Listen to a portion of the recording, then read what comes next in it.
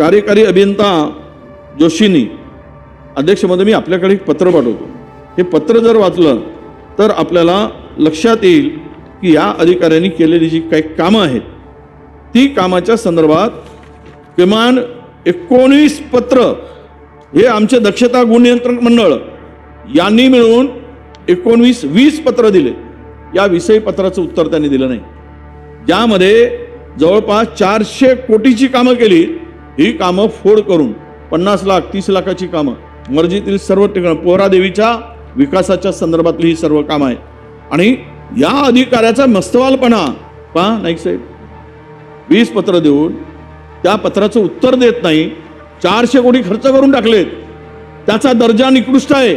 आणि अशा ठिकाणी जर चौकशी होत नसेल तर हे पैसा फुकट गेलाय, काहीच काम झालं नाही तिथे आणि पैसे खर्च झालेत.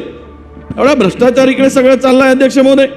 आणि यासाठी जर आपला विभाग काम करत नसेल हे दुर्दैव आहे असं मला वाटतं अध्यक्ष महोदय.